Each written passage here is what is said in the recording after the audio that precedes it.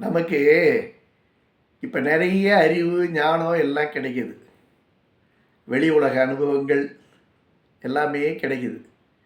அதுவும் உள்ளங்கையில் நம்ம ஃபோன் வச்சுக்கின்னு அளவுக்கரிய அறிவுகள்லாம் நமக்கு இருக்குது. எல்லாத்தையும் தெரியக்கூடிய நிலைமை நமக்கு இருக்குது. ஆனாலும் வாழ்க்கைன்னு வரும்போது மட்டும் நிறைய பேர் பார்த்திங்கன்னா, வாழ்க்கையில் ஒரு இன்பம் இல்லை, சந்தோஷம் இல்லை அப்படின்னு ஒரு விரக்தி அடையக்கூடிய நிலைமையில் இருக்காங்க. அது ஏன்னு எனக்கு தெரியல. போன வாரம் என்னோடய நண்பருடைய சகோதரரை பார்த்த அண்ணனை, ஒரு 73 வயசு இருக்கும், அவங்க ஒய்ஃபு 68 வயசு இருக்கும். லவ் பண்ணி மேரேஜ் பண்ணவங்க தான். வெளிநாட்டுக்கெல்லாம் போய் வந்திருக்காங்க. இந்தியாவுக்கு வருஷத்துக்கு ஒரு தடவை வருவாங்க. ஆனாலும் அவங்களும் ஒரு நிறைவற்ற வாழ்க்கை அப்படிங்கிறாங்க. அடுத்து ஒரு பேராசிரியர் ஏற்கனவே ஒரு வீடியோவில் சொல்லியிருக்கேன், அவருடைய எனக்கு லைஃபே எனக்கு வந்து ஃபெயிலியர் அப்படிம்பார். என்னன்னே எனக்கு இது புரியறதில்ல. வாழ்க்கைன்னா வாழறதுக்கு தானேங்க வாழ்க்கை.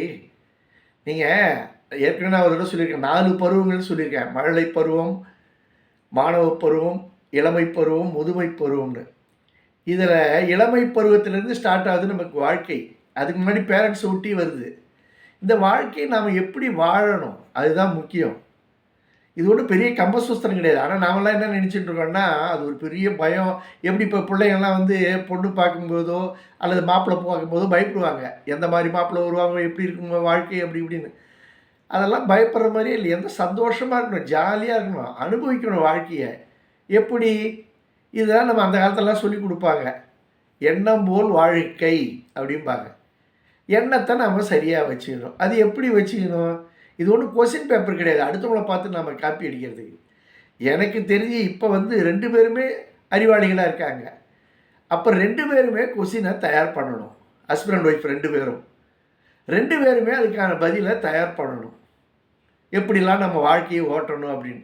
பேரண்ட்ஸுக்கு தான் இதெல்லாம் வந்து எடுத்துக்காட்டு நமக்கு பேரண்ட்ஸ்.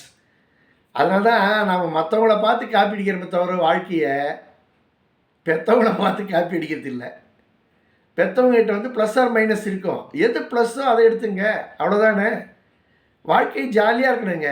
ஒவ்வொரு கணமும் ரசித்து வாழ்க்கையை ஓட்டணும்.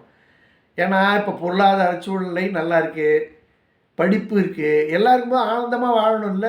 வளமான வாழ்க்கை நம்ம கையில் தானே இருக்குது. உன்னை மணந்ததனால் உன்னை கரம் பிடித்தேன், ஒளிமயமான வாழ்க்கை கிடைத்துன்னு சொல்லுவார் இல்லையா சிவாஜி கணேசன். அந்த மாதிரி ஒருத்தர் நம்ம அனுசரித்து புரிஞ்சுக்கின்னு வாழ்க்கையை நடத்தணும். வாழ்க்கை வந்து வாழ்வதற்கு அப்படின்னு நினைக்கணும். வளமான வாழ்க்கை யார் கையில் இருக்குது? நம்ம கையில் தான் இருக்குது.